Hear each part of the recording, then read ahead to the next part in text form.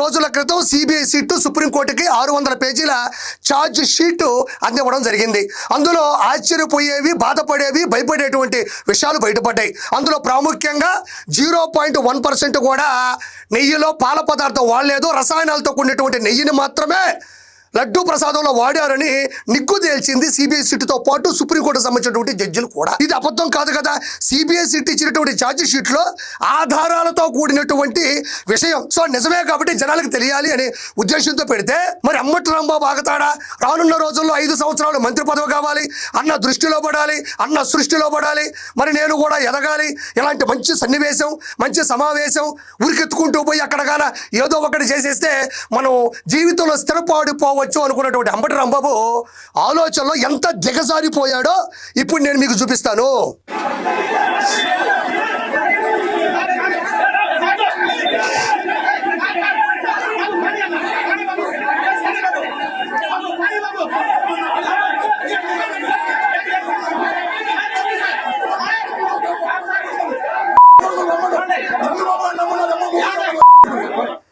నేను మళ్ళీ దీన్ని రిపీట్ చేయలేను. బాబు గారిని పట్టుకొని విచ్చలవిడిగా దుర్భాషలాడుతున్నటువంటి అంబటి రాంబాబు మళ్ళీ ఒకసారి వినండి.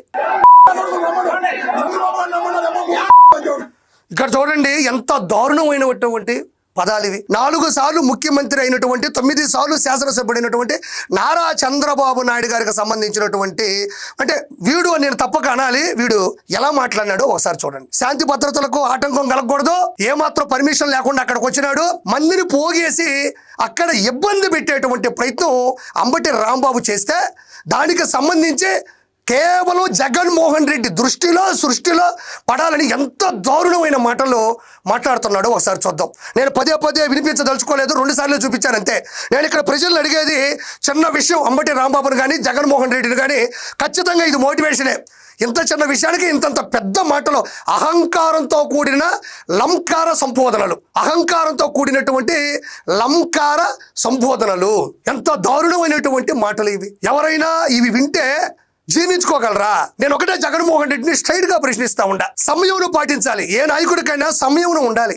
సభ్య సమాజంలో ప్రతి ఒక్కరికి అగ్రెసివ్గా మాట్లాడచ్చు, దూకుడు స్వభావంతో మాట్లాడచ్చు, అర్థమయ్యేలా మాట్లాడచ్చు, ప్రజలని చైతన్యవంతంగా తయారు చేయడం మాట్లాడచ్చు, కానీ ఇంత అడ్డగోలుగా మాట్లాడకూడదు. మరి అలా అనుకుంటే 97 నియోజకవర్గాలు, 226 రోజులు, 3132 కిలోమీటర్ల యువగల పాదయాత్రలో జగన్మోహన్ రెడ్డి అష్ట కష్టాలు పెట్టిన, ఆపదలు అడ్డంకులు సృష్టించిన నారా లోకేష్ గారు ఇలాంటి భాష మాట్లాడాల. నారా చంద్రబాబు నాయుడు గారిని అనవసరంగా అరెస్ట్ చేసి విచిత్రంగా తిప్పి జైల్లో 52 రోజులు పెట్టి చిత్రహింసలు పెట్టి బయటకు పంపించినా కూడా ఇలాంటి భాష మాట్లాడాల. తన తల్లిని, నారా చంద్రబాబు నాయుడు గారి సతీమణిని చట్టసభ అసెంబ్లీలో అడ్డగాడిదల చేత అడ్డగోలుగా అడ్డదిడ్డమైన మాటలు మాట్లాడినిచ్చినప్పుడు కూడా వాళ్ళ కుటుంబం కానీ, వాళ్ళ కుమారుడు కానీ, వాళ్ళ సతీమణి కానీ, వాళ్ళ పరివారం కానీ, వాళ్ళ అభిమానులు కానీ ఇలాంటి భాష మాట్లాడాల. జోగి రమేష్ కేవలం మంత్రి పదవి కోసం చెప్పా పెట్టకుండా 3 సార్లు ముఖ్యమంత్రి అయినటువంటి నారా చంద్రబాబు నాయుడు గారి కరకట్ట ఇంటి మీద రాళ్లతో దాడి చేసినప్పుడు కూడా ఇలాంటి భాష మాట్లాడాల. పవన్ కళ్యాణ్ గారికి సంబంధించిన కార్యకర్తల జెండా కూలీలో నిలబడ్డ 2 చోట్ల ఓడిపోయాడు, 3 పెళ్లిళ్ళు అని నొక్కి విక్కరించినా కూడా ఇలాంటి భాష మాట్లాడాల. వీడికి ఎందుకు వచ్చింది ఇంత దమ్ము? వీడికి ఎందుకు వచ్చింది ఇంత ధైర్యం? ఎవరి దృష్టిలో పడడానికి, ఏ మంత్రి పదవి అనుభవించడానికి? పూర్వం శ్రీరెడ్డి, బోర్గడ్డ అనిల్, పంచప్రభాకర్, పోసాని కృష్ణమురళి, వల్లభనేని వంశీ, అంబటి రాంబాబు, రోజారెడ్డి, అందులో కూడా వీడున్నాడు. మనం ఎవరైనా తప్పు చేసి పోలీస్ స్టేషన్లో కేసు పెట్టి లోపల చేసినప్పుడు, పాత కేసులు లోడినప్పుడు ఆ వ్యక్తి మీద ఖచ్చితంగా 4 కేసులు ఉంటాయి. నేను చెప్పిన ఇలాంటి మనిషి ఆల్రెడీ కూడా అసెంబ్లీ సాక్షిగా భువనేశ్వర్ గారిని తిట్టిన విధానంలో ప్రధాన నిందితుడు ఈ అంబటి రాంబాబు. సభ్య సమాజంలో ఫోన్లో మాట్లాడుతూ గంట అరగంట వస్తావా సంజన సుకన్య అని తీవ్రమైనటువంటి మాటలు మాట్లాడినటువంటి వ్యక్తి ఎవరైనా ఉన్నారు అంటే ఈ వ్యక్తే ఉన్నాడు. సొంత అల్లుడు బయటకు వచ్చి మా మామ ఒక డకాయిట్, మా మామ ఒక దొంగ, మా మామకు ఓట్లు వేయొద్దు, సభ్య సమాజంలో ప్రజాస్వామ్యంలో అలాంటి వాడిని గెలిపించొద్దు, అతను బయటకు వచ్చాడంటే ప్రజలకు కష్టాలు వస్తాయి అని చెప్పి తీర్మానం తీసుకున్నటువంటి వ్యక్తి ఈ ప్రజాస్వామ్య ప్రపంచ క్షేత్రంలో ఉన్నారు అంటే అది ఒక అంబటి రాంబాబే. ఎందుకు ఇలాంటి మాటలు వస్తున్నాయి? నీ నాయకుడు ముక్కి మూలిగి ముద్దులు పెట్టించుకొని, చిన్న కదితో పొడిపించుకొని, గులకరాయితో గుద్దించుకొని ఇన్ని ప్రక్రియలు చేస్తే ఒక్కసారి సీఎం అయితే ఇంకా చాలు నాయనా నీ సేవలను పక్కన పెట్టిన వాడికే అంతుంటే 9 సార్లు శాసనసభ్యుడు 4 సార్లు ముఖ్యమంత్రి సైబరాబాద్ గా తీర్చినటువంటి విషనరీ ఉన్నటువంటి వ్యక్తి ఈ రోజుని మీరు ఇలాంటి దుర్భషలు ఆడడం అనేది ఆశ్చర్యార్థకంగా ఉంది తెలుగు ప్రజలకి. ఎక్కడి నుంచి వచ్చా ఈ బూతులు? మొదటి నుంచి ఇప్పటి వరకు బూతుల సామ్రాజ్య యూనివర్సిటీకి నాయకుడు ఎవరు అంటే జగన్మోహన్ రెడ్డి. వీళ్ళందరూ కూడా అక్కడ పనిచేస్తున్నటువంటి హెడ్ మాస్టర్స్ కావచ్చు, టీచర్స్ కావచ్చు, బోధకులు కావచ్చు, సంబోధకులు కావచ్చు. ఇది చూడండి ఎంత దారుణంగా. నేను కూడా నాకు ఒక్క 30 సెకండ్లు టైం ఇవ్వండి.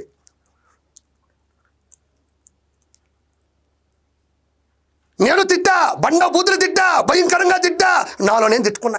ఎందుకంటే సభ్య సమాజంలో ప్రజాస్వామ్యంలో ఒక టీడీపీ కార్యకర్తగా ఉన్నా నా నాయకుడిని పట్టుకుని నువ్వు నీచంగా మాట్లాడినా కూడా నేను మనసులోనే అనుకున్నాను. కానీ నీకు వినబడిందా? ప్రజలకు వినబడిందా? నేను వినబడేలా మాట్లాడినావు. నాలో నేను అనుకున్నా, నువ్వు కూడా అలానే ఉండాలా. అలా ఉండేవా నువ్వు? అయితే ఈయన విధానం చూడండి. ఈయన అగ్రెసివ్, ఈయన దూకుడు స్వభావం, అన్న కోసం చేయబోతున్నటువంటి విధ్వంసం, అమాయకుడి ఆయన మీద మొత్తం జులుం ప్రకటిస్తున్నారంటే ఒకసారి చూడండి. ఇట్లా ఇక్కడ చూడండి, ఇదిగో ప్రజలారా ఇక్కడ చూడండి. ఇదే ఆంబోతు నోరు అంటారు. ఎవరు కూడా అంబటి రాంబాబు అనరు, కొంపటి రాంబాబు అంటారు. 151 నుంచి 11 పడిపినటువంటి కొంపటి పెట్టేటువంటి కొంపటి రాంబాబు. ఈ నోరుని చూడండి, ఇది చాలా దుర్మార్గమైన నోరు. ఇదే నోరు సంజన సుకన్య అని మాట్లాడుతుంది. ఇదే నోరు అరగంట అని మాట్లాడుతుంది. ఇదే నోరు పోలవరం ప్రాజెక్టు నాకు అర్థం కాలేదు, ఎందుకు అంటే అది అతిపెద్ద ప్రాజెక్టు, నాకు అసలు పూర్తిగా దాని మీద జ్ఞానం లేదంటది. ఈ నోరు సభ్య సమాజంలో ఆడపడుచుల్ని అసెంబ్లీలో నీచంగా మాట్లాడేటువంటి నోరు ఇది. ఇదే నోరు ఈరోజు 4 సార్లు ముఖ్యమంత్రి, 9 సార్లు శాసనసభ్యుడు, ప్రపంచంలో ఉండేటువంటి గ్లోబల్ డేటా సెంటర్ ని వైజాగ్ తీసుకొచ్చినటువంటి ముఖ్యమంత్రి నారా చంద్రబాబు నాయుడు గారిని పట్టుకుని లంకారంతో, లకారంతో, అహంకారంతో సంబోధించినటువంటి నోరు. కాబట్టే కదా ఈ నోటి నిండా పెట్టారు ప్రజలు. 151 నుంచి 5 తీసేసి 11 పెట్టారు. ఈ నోటి దురుసు వల్లే ఇలాంటి నోళ్లు చాలా చాలా చాలా చాలా చాలా వైఎస్ఆర్సీపీలో ఉన్నాయి. చూడండి, బాగా చూడండి. ఈ నోరే రానున్న రోజుల్లో 11 నుంచి ఒకటి తీసేసే అవకాశం కూడా ఉంది.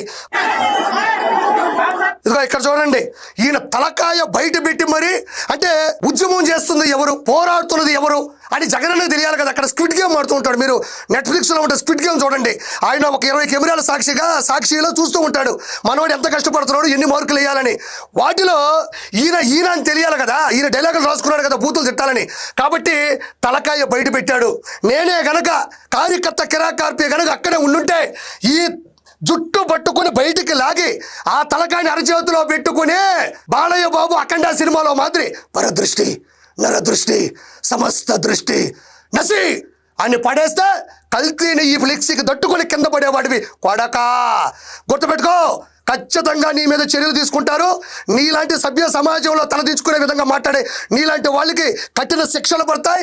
రానుల్లో జగన్మోహన్ రెడ్డి అసెంబ్లీకి కాదు కదా ఆంధ్రాలో కూడా అడుగు పెట్టలేడు. 32 అక్రమస్తుల కేసులో సిబిఐ కోర్టులో ఉండేటువంటి జగన్మోహన్ రెడ్డికి అంతుంటే సిబిఐ కోర్టులో ఉండేటువంటి తెలుగుదేశం పార్టీ కార్యకర్తలకు ఎంత ఉండాలి?